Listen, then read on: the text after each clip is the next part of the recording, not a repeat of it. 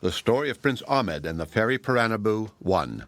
From the Blue Fairy Book, edited by Andrew Lang. There was a sultan who had 3 sons and a niece.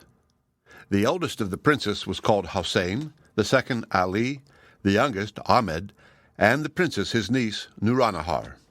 The princess Nuranahar was the daughter of the younger brother of the sultan, who died and left the princess very young.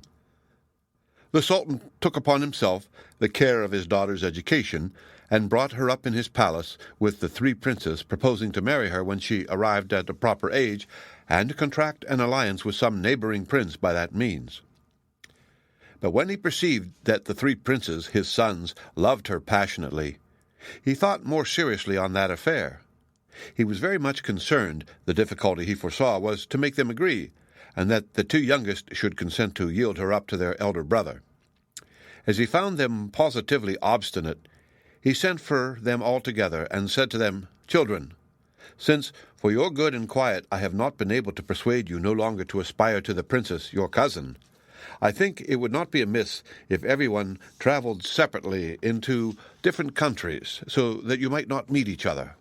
And as you know I am very curious, and delight in everything that's singular, I promise my niece in marriage to him that shall bring me the most extraordinary rarity. And for the purchase of the rarity you shall go in search after, and the expense of traveling, I will give you every one a sum of money."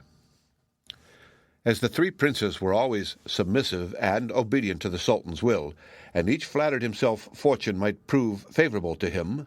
they all consented to it.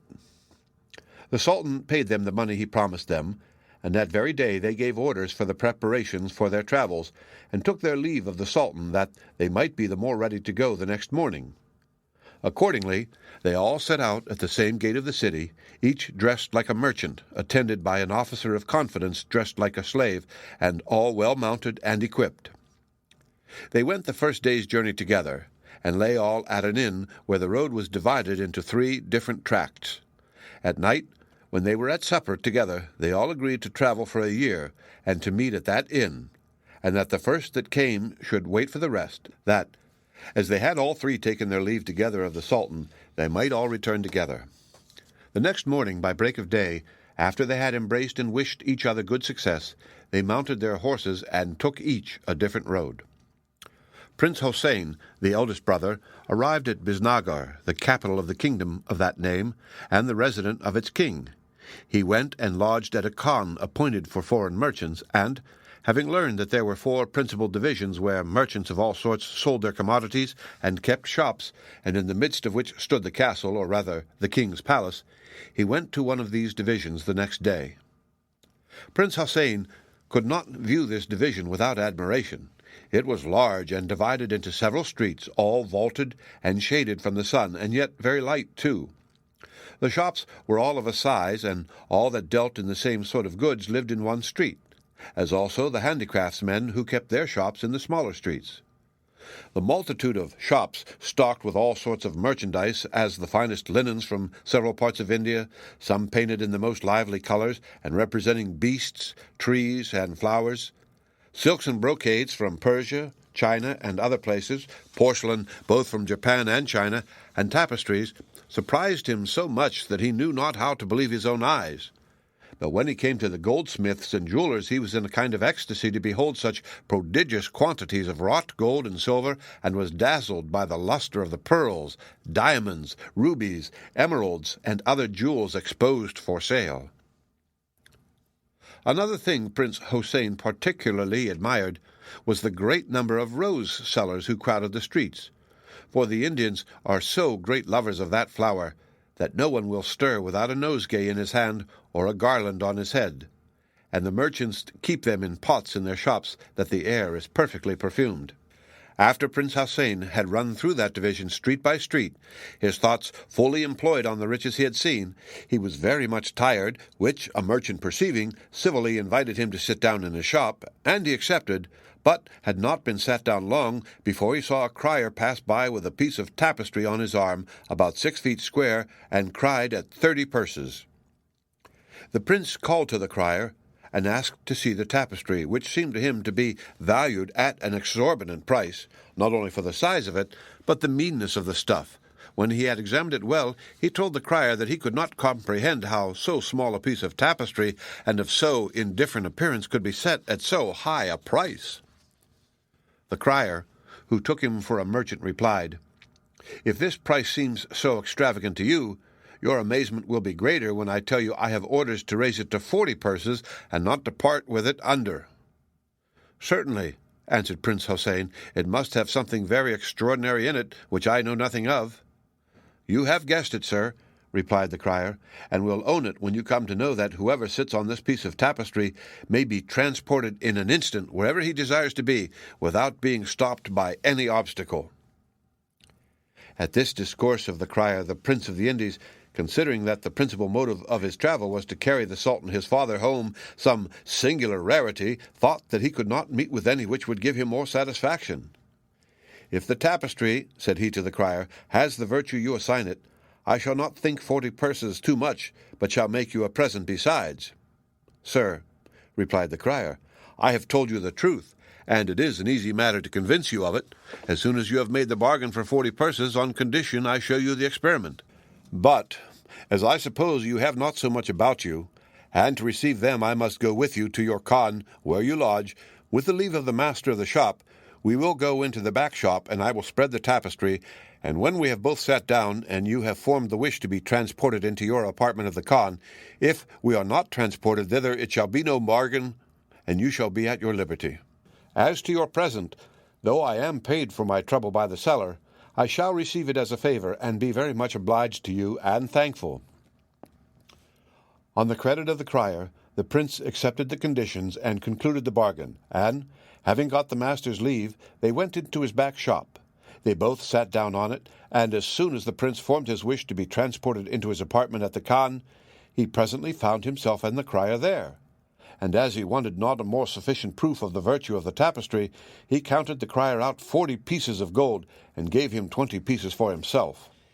In this manner Prince Hussein became the possessor of the tapestry, and was overjoyed that at his arrival at Biznagar he had found so rare a piece, which he never disputed would gain him the hand of Nuranahar.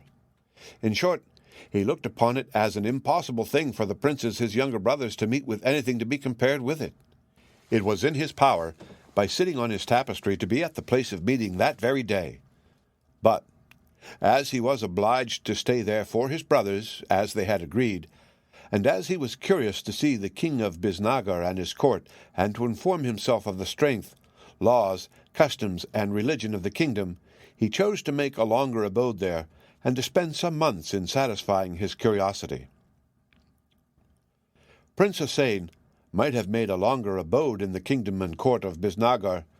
but he was so eager to be nearer the princess that, spreading the tapestry, he and the officer he had brought with him sat down, and as soon as he had formed his wish, were transported to the inn at which he and his brothers were to meet, and where he passed for a merchant till they came. Prince Ali, Prince Hussein's second brother, who designed to travel into Persia, took the road, having 3 days after he parted with his brothers, joined a caravan, and after 4 days' travel arrived at Shiraz, which was the capital of the kingdom of Persia. Here he passed for a jeweler. The next morning, Prince Ali, who traveled only for his pleasure, and had brought nothing but just necessaries along with him after he had dressed himself, took a walk into that part of the town which they at Shiraz called the Bezestein. Among all the criers who passed backward and forward with several sorts of goods, offering to sell them, he was not a little surprised to see one who held an ivory telescope in his hand of about a foot in length and the thickness of a man's thumb, and cried it at 30 purses. At first he thought the crier mad, and to inform himself went to a shop and said to the merchant who stood at the door, "Pray, sir, is not that man," pointing to the crier who cried the ivory perspective glass at 30 purses, "mad? If he is not, I am very much deceived." "Indeed, sir," answered the merchant, "he was in his right senses yesterday. I can assure you he is one of the ablest criers we have, and the most employed of any when anything valuable is to be sold. And if he cries the ivory perspective glass at 30 purses, it must be worth as much or more on some account or other. He will come by presently, and we will call him, and you shall be satisfied. In the meantime, sit down on my sofa and rest yourself." Prince Ali accepted the merchant's obliging offer, and presently afterward the crier passed by. The merchant called him by his name, and, pointing to the prince, said to him,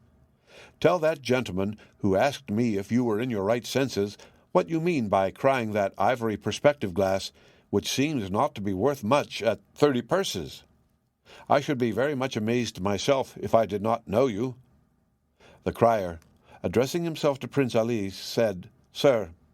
you are not the only person that takes me for a madman on account of this perspective glass. You shall judge yourself whether I am or no when I have told you its property, and I hope you will value it as high a price as those I have showed it to already, who had as bad an opinion of me as you." "First, sir," pursued the crier, presenting the ivory pipe to the prince, "observe that this pipe is furnished with a glass at both ends, and consider that by looking through one of them you can see whatever object you wish to behold." "I am," said the prince, "ready to make you all imaginable reparation for the scandal I have thrown on you, if you will make the truth of what you advance appear." And as he had the ivory pipe in his hand, after he had looked at the two glasses, he said, "Show me at which of these ends I must look, that I may be satisfied." The crier presently showed him, and he looked through, wishing at the same time to see the Sultan his father, whom he immediately beheld in perfect health, set on his throne in the midst of his council. Afterward, as there was nothing in the world so dear to him, after the Sultan, as the Princess Nuranihar, he wished to see her, and saw her at her toilet, laughing, and in a pleasant humour with her women about her.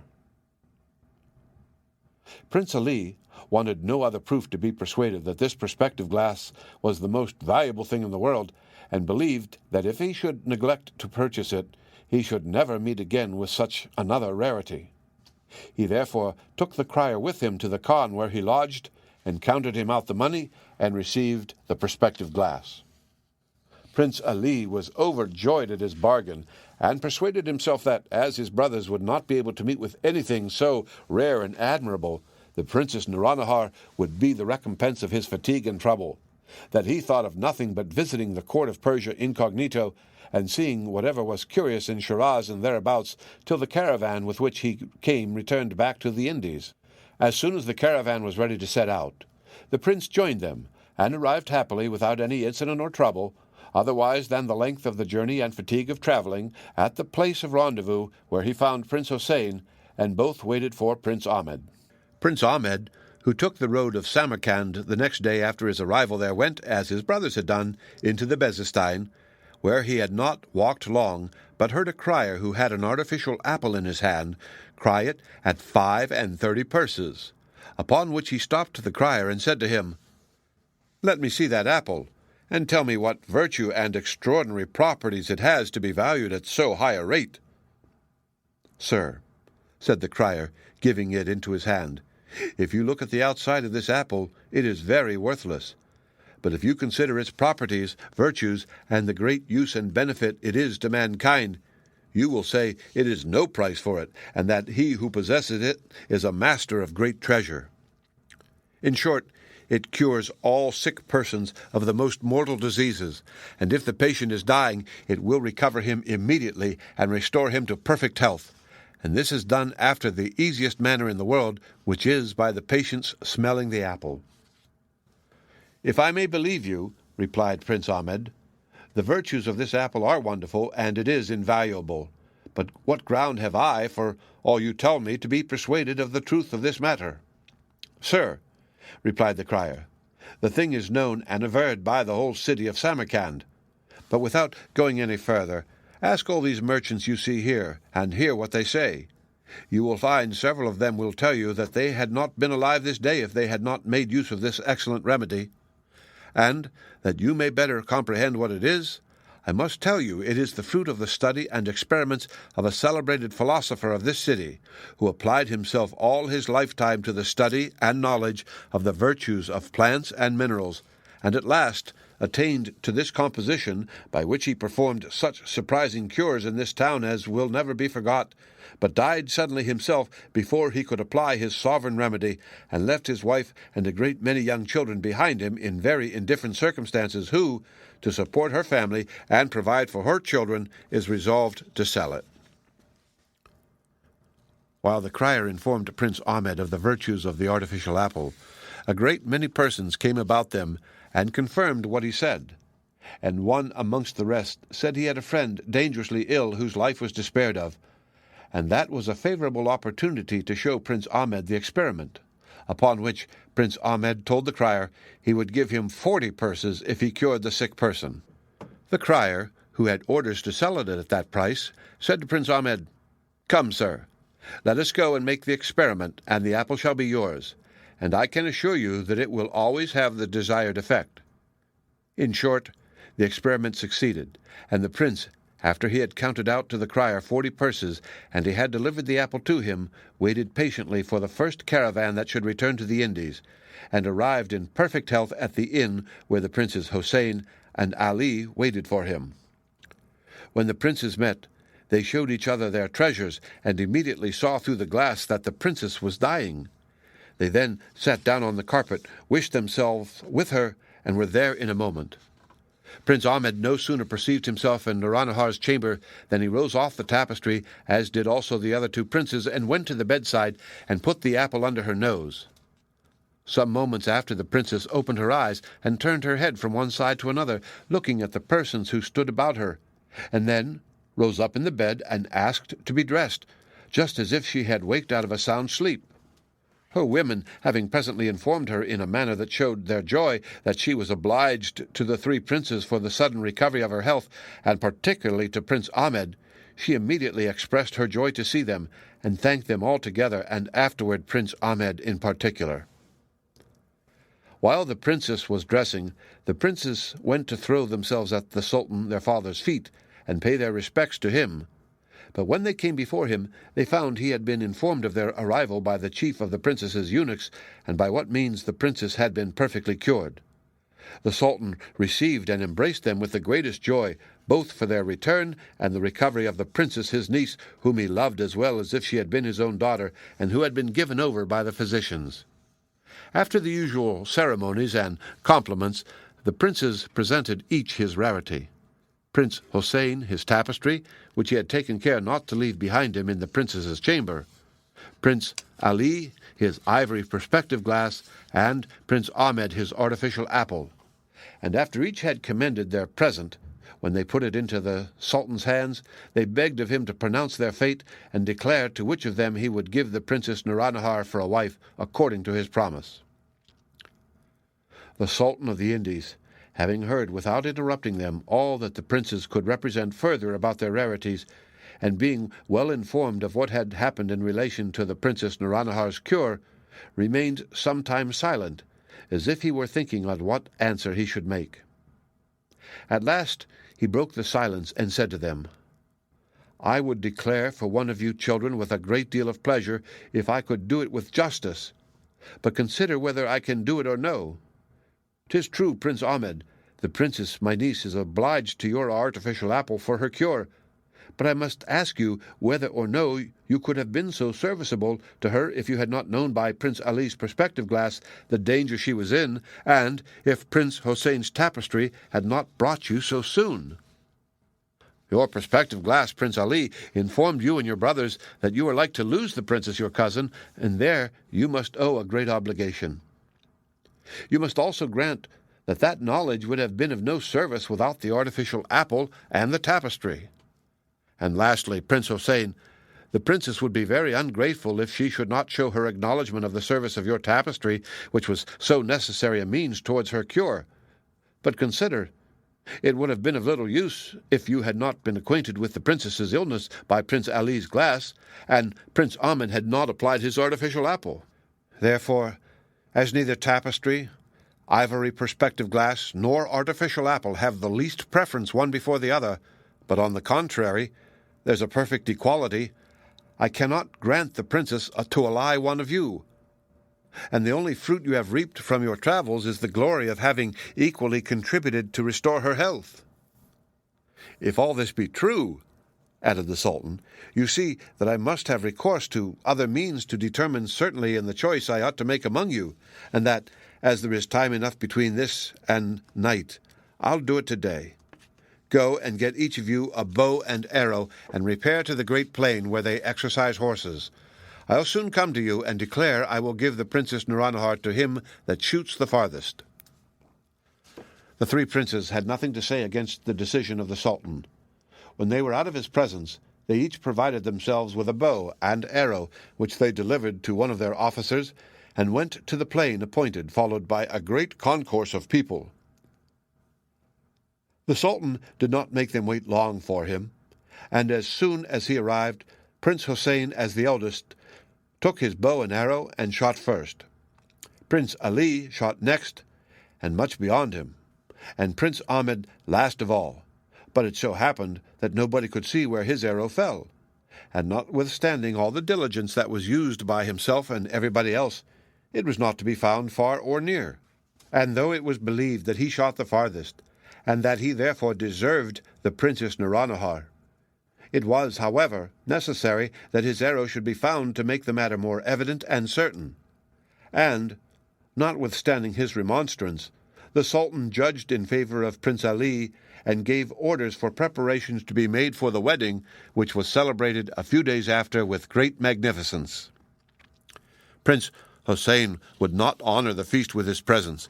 In short, his grief was so violent and insupportable that he left the court and renounced all rights of succession to the crown to turn hermit.